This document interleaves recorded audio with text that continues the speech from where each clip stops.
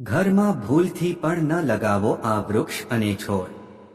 ઘણીવાર લોકો ઘરની સજાવટ માટે વૃક્ષો અને છોડ લગાવે છે.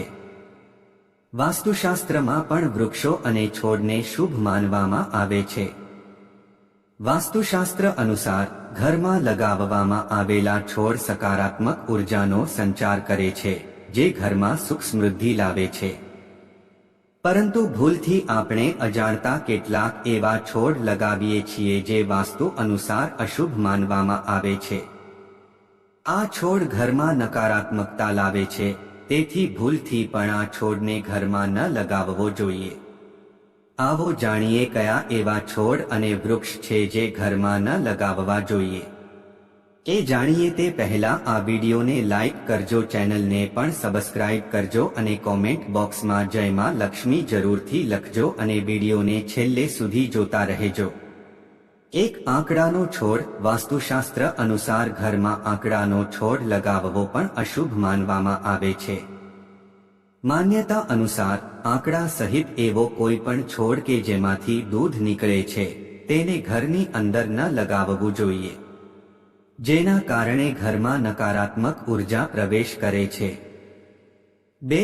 ખજૂરનું ઝાડ. વાસ્તુશાસ્ત્ર અનુસાર ઘરમાં ખજૂરનું ઝાડ વાવવાનું ટાળવું જોઈએ. આ વૃક્ષ તમારા ઘરમાં નકારાત્મકતા લાવે છે, જેનાથી અશુભ પરિણામ આવે છે.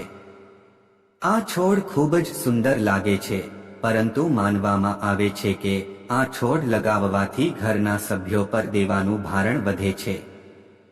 ધાર્મિક માન્યતાઓ મુજબ ઘરમાં ખજૂરનું ઝાડ ન લગાવવું જોઈએ. તે જીવનમાં બાધા ઉત્પન્ન કરે છે. 3. પીપળાનું ઝાડ. પીપળાનું ઝાડ શુભ માનવામાં આવે છે અને તેની પૂજા પણ કરવામાં આવે છે.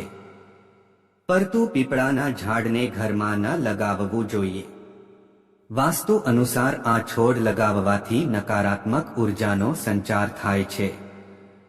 વાસ્તુશાસ્ત્ર મુજબ જે વ્યક્તિ ઘરમાં પીપળાનું ઝાડ લગાવે છે તેને આર્થિક સ્થિતિનો સામનો કરવો પડે છે.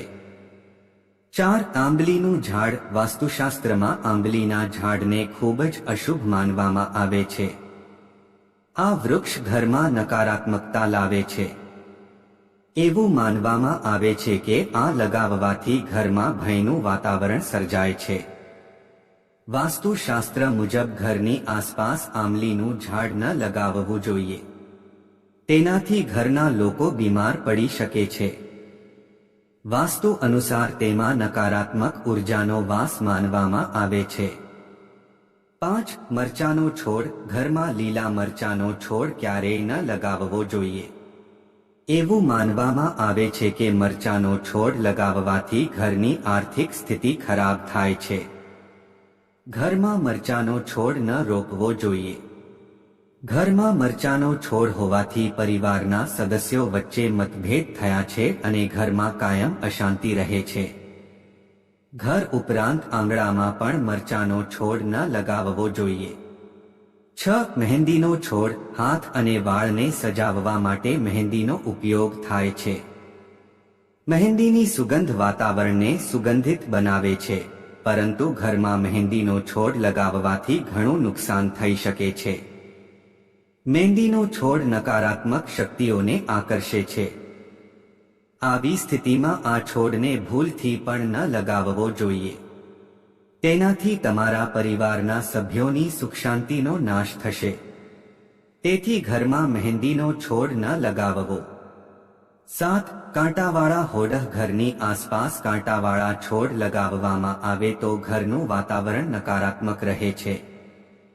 ઘરના લોકોને ઘણી સમસ્યાઓનો સામનો કરવો પડે છે. ઘરની અંદર કાંટાવાળા છોડ ક્યારેય ન લગાવવા જોઈએ. આવા છોડ લગાવવાથી ઘરમાં નકારાત્મક ઉર્જાનો વાસ રહે છે.